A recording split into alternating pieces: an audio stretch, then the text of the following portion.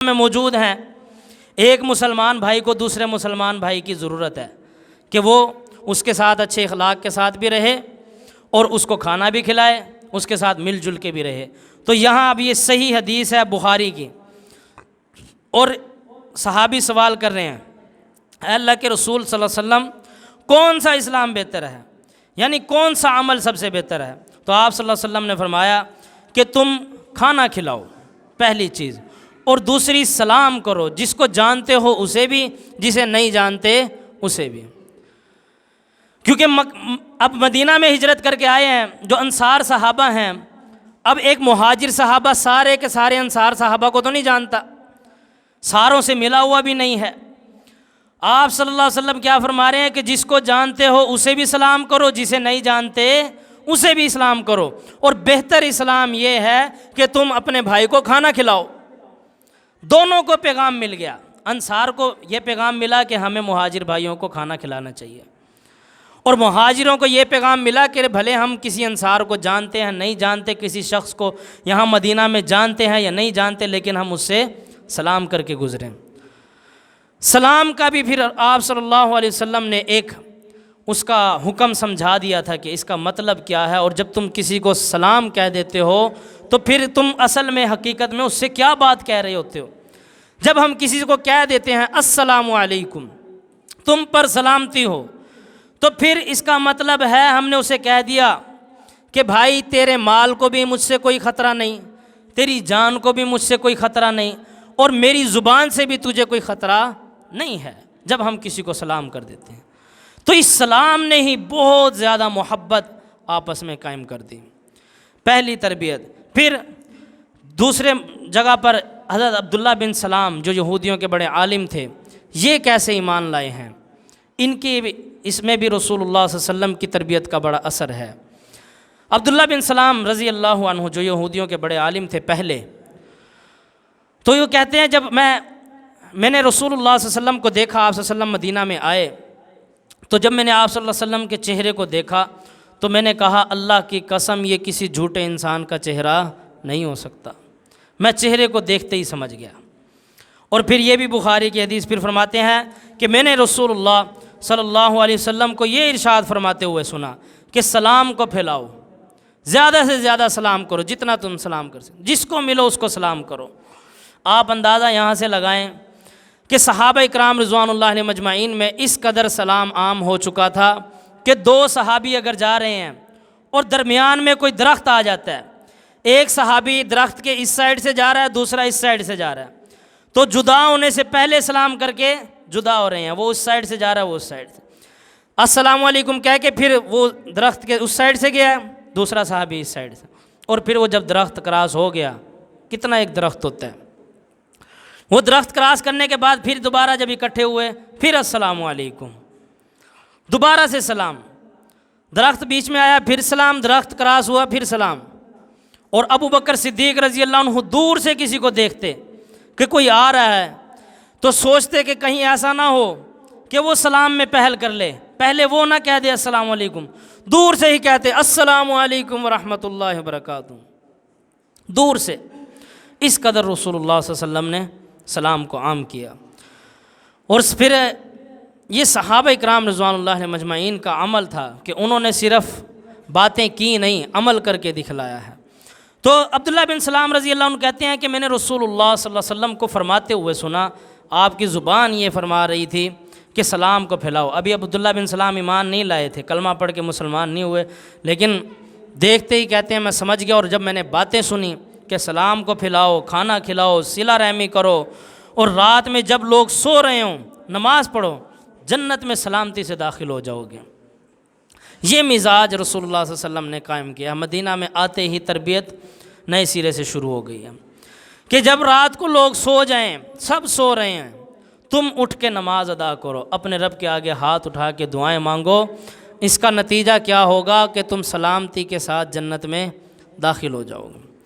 پھر آپ صلی اللہ علیہ وسلم فرماتے تھے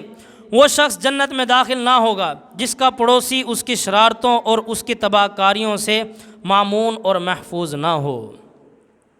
یہ جب رسول اللہ صلی اللہ علیہ وسلم نے فرما دیا تو صحابہ کی سمجھ میں آ گئی بات کہ ہم نے ایسا کوئی کام نہیں کرنا، انصار کو بھی سمجھ آ گئی کہ ایسا کوئی کام نہیں کرنا جس سے ہمارے مہاجر بھائیوں کو تکلیف ہو، مہاجر صحابہ کو تکلیف ہو۔ پڑوسی کیسے بن کے رہنا ہے کہ کسی قسم کا کوئی شور شرابہ، کوئی ایسا کام نہیں کرنا جس سے ہمارے ہمسائے کو تکلیف ہو۔ لیکن آج ہم اپنا معاشرہ دیکھ سکتے ہیں، کسی کے اوپر کوئی پابندی نہیں ہے۔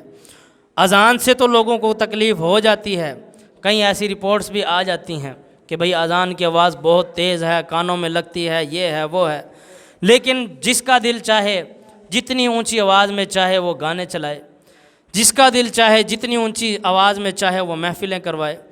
اور خواتین کی محفلیں کروائے، نہ نماز کا احترام نہ کسی اور چیز کا احترام، عورتوں کی آوازیں باہر جا رہی ہیں، عورتوں کی محفلیں لگی ہوئی ہیں، یہ تربیت ہو رہی ہے۔ تو یہ ہمارے معاشرے کا حال ہے کہ کوئی موبائل پہ اونچی آواز میں گانا چلاتے ہوئے جا رہا ہے، گلی میں سے جا رہا ہے، کوئی روکنے ٹوکنے والا نہیں، کوئی منع کرنے والا نہیں، اور کوئی اپنے گھروں میں اونچی آواز میں گانے چلا رہا ہے، مجرے چلا رہا ہے، کوئی روکنے ٹوکنے والا نہیں۔ شادی بیاہ کے موقع پر باقاعدہ گلیوں کو بند کر کے، لوگوں کو اکٹھا کر کے،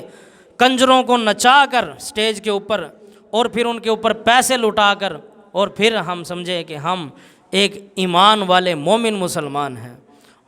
اور جب پھر ہماری دعائیں قبول نہیں ہوتی، پھر ہم کہتے ہیں کہ ہم تو مسلمان ہیں، ہماری تو اللہ سنتا نہیں، معاذ اللہ، ہماری سنتا نہیں، ان کی موڑتا نہیں۔ اور میرے بھائی، رب سب کی سنتا ہے، اللہ سب کی سنتا ہے۔ ہم اپنے عمل بھی دیکھیں، ہمارے اعمال کیسے ہیں۔ تو بہرحال رسول اللہ صلی اللہ علیہ وسلم نے مہاجر اور انصار صحابہ کا یہ مزاج بنایا کہ کسی پڑوسی کو تمہاری وجہ سے کوئی تکلیف نہ ہو تو تم سلامتی کے ساتھ جنت میں داخل ہو جاؤ گے۔ اور پھر آپ صلی اللہ علیہ وسلم تربیت کرتے ہوئے یہ فرماتے تھے، مسلمان وہ ہے جس کی زبان اور ہاتھ سے مسلمان محفوظ رہے، یعنی دوسرے مسلمان کو تمہاری زبان سے یا تمہارے ہاتھ سے تکلیف نہ ہو۔ آج ہم بات بات پہ گالم گلوچ، فوراً گالی پہ اتر آتے ہیں، اور گالی بھی کس کی دیتے ہیں؟ ماں کی گالی، بہن کی گالی۔ اور میرے بھائی، تیری بہن تیرے گھر میں بیٹھی ہے، تیری ماں تیرے گھر میں بیٹھی ہے، جس کو تو گالی دے رہا ہے اس کی بھی ماں گھر میں بیٹھی ہے، بہن گھر میں بیٹھی ہے، بیٹی گھر میں بیٹھی ہے، گالی تو اس کی دے رہا ہے۔ اگر سامنے والے کی غلطی ہے تو اس سے بات کر، اسی سے بات کر۔ تو گھر والوں کے بارے میں ان کو گالیاں دینا جن کو پتہ ہی نہیں ہے، وہ بیچاری ماں گھر کے اندر اپنی ہنڈی بنا رہی ہوگی، وہ مصلے پہ بیٹھی ہوگی، وہ دعا مانگ رہی ہوگی، وہ نماز پڑھ رہی ہوگی، اور یہاں یہ دونوں صاحب جی مسلمان آپس میں کھڑے ہو کر وہ اس کی ماں بہن کی گندی گالیاں دے رہا ہے، وہ اس کو ماں بہن کی گندی گالیاں دے رہا ہے۔ گھر میں جا کر بڑے حاجی نمازی بن گئے، پرہیزگار بن گئے، جی ہم گھر میں گالی نہیں دیتے۔ اور بھائی کون سا بڑا کمال کرتے ہو گھر میں گالی نہیں دیتے؟ باہر جو اپنی ماں بہن کو گندی گالیاں دلوا کے آ رہے ہو، وہ ماں بہن نہیں تھی جب تیرا یار، تیرا دوست تیرے سامنے کھڑے ہو کے تیری ماں کو گالی دے رہا تھا، بہن کو گالی دے رہا تھا، تب تیری غیرت کہاں مر گئی تھی؟ تو باہر اپنی ماں بہنوں کو گندی گالیاں دلوانا اور گھر میں آ کر کہنا کہ ہمارے گھر میں گالم گلوچ نہیں ہوتی، یہ کہاں کی غیرت ہے؟ تو اسی وقت شرم سے ڈوب مرنا چاہیے جب کوئی یہ غیر مرد تیری ماں کے بارے میں کوئی گندی بات کرے، گالی دے، کہ اس کی جرت کیسے ہوئی کہ وہ ہماری ماں کو، بہن کو، باپ کو کوئی حرامی کہہ دے تو ہم سن لیتے ہیں، کوئی نہیں یار، دوست ہے، یار ہے۔ اور میرے بھائی دیکھ تو صحیح کہہ کیا رہا ہے، زبان تو دیکھو کیا کہہ رہا ہے، مطلب کو تو سمجھو۔ شرم و حیا ہماری کہاں چلی گئی ہے کہ ہم سمجھ ہی نہیں رہے کہ سامنے والا ہم سے کہہ کیا رہا ہے۔ جب کوئی ماں کی گالی دے رہا ہے تو وہ کہہ کیا رہا ہے میری ماں کو، اور ہم کہتے ہیں کوئی نہیں یار، میں بھی تو دے دیتا ہوں اس کو، وہ بھی دے دیتا ہے مجھے، پھر کیا ہو گیا؟ اور میرے بھائی، اپنی ماں بہنوں کی عزت ایسی دو ٹکوں کی زبانوں پہ جب لٹاؤ گے تو پھر اللہ تمہاری کیسے سنے گا؟ اللہ کیسے راضی ہوگا؟ تو کسی بھی دوست یار کو، دو ٹکے کے انسان کو یہ اجازت نہ دو کہ وہ جو تمہاری ماں بہن شریف گھر میں بیٹھی ہے، جس کو اس گالی کا مطلب تک نہیں پتہ، کہ وہ تمہاری ماں بہن کو گالیاں دے۔ تو اس چیز کو سمجھیں، ایسا نہ کیا کریں۔ تو رسول اللہ صلی اللہ علیہ وسلم نے فرمایا کہ مسلمان ہے ہی وہ جس کی زبان سے اور اس کے ہاتھ سے دوسرا مسلمان محفوظ رہے۔ اگر حفاظت میں نہیں ہے تو ایسا مسلمان قابل قبول نہیں ہے۔ اور آپ صلی اللہ علیہ وسلم فرماتے تھے، تم میں سے کوئی شخص مومن نہیں ہو سکتا یہاں تک کہ اپنے بھائی کے لیے بھی وہی چیز پسند کرے جو اپنے لیے پسند کرتا ہے، اپنے بھائی کے لیے بھی وہی پسند کرے۔